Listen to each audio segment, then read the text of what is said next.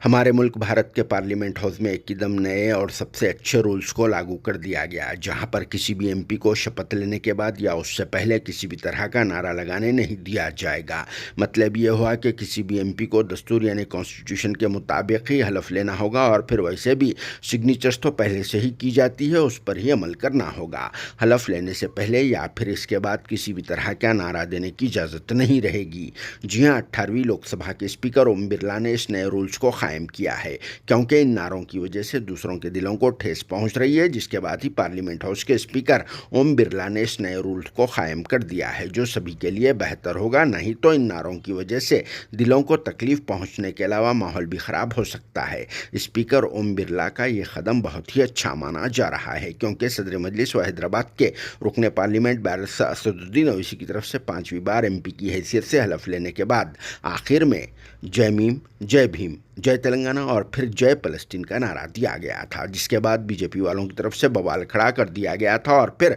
सदर मजलिस को निशाना बनाया जा रहा था। मगर असद ओवैसी एक काबिल तरीन लीडर होने के साथ साथ बैरिस्टर भी है, इसीलिए वो किसी भी तरह से गैर गलत अल्फाज का इस्तेमाल नहीं कर सकते। और फिर खुद इनका भी ये कहना है कि बाबा कौम गांधी जी ने भी फ़लस्तीन कहा था, जिसकी रोशनी में ही इन्होंने भी फ़लस्तीन का लफ्ज़ दोहराया। शायद इसी वजह से भी स्पीकर और फिर पार्लियामेंट कमेटी ने बैरिस्टर ओवैसी के खिलाफ में किसी भी किस्म की कोई कार्रवाई को अंजाम नहीं दिया। और यहाँ पर वैसे भी एक बात बता देना ज़रूरी समझा जा रहा है कि पार्लियामेंट हाउस में किसी भी तरह का नारा लगाने पर पाबंदी लगाने में सदर मजलिस असद ओवैसी की ही दूरंदेशी समझी जा रही है। वो इसलिए कि इन्होंने तो जय फलस्तीन का नारा दे दिया था और वो नारा बहुत ही ज़्यादा हाईलाइट भी हुआ था और फिर हर तरफ से इनको अप्रिशिएट भी किया जाने लगा। और इनकी तरफ से यह नारा देना भी एक हिकमत अमली समझी जा रही है, क्योंकि इनसे पहले कुछ एमपीज जैसे कि राहुल गांधी ने जय हिंद और जय संविधान का नारा दिया था, जबकि बरेली से भाजपा के एमपी चित्रपाल सिंह गांगवार ने हिंदू राष्ट्र की जय का नारा दिया था। अयोध्या से समाजवादी पार्टी के अवधेश राय ने जय अयोध्या का, तो वहीं old dream girl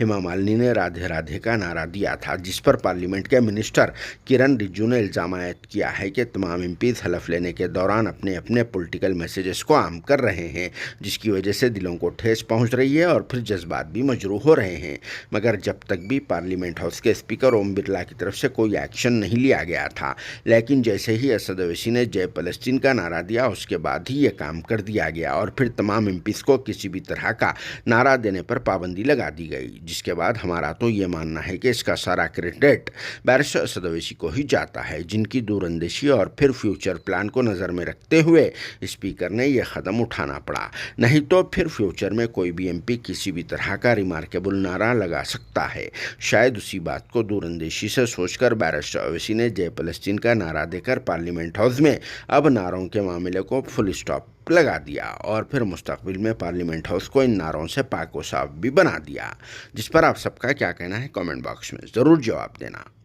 bureau report, RS news, Hyderabad.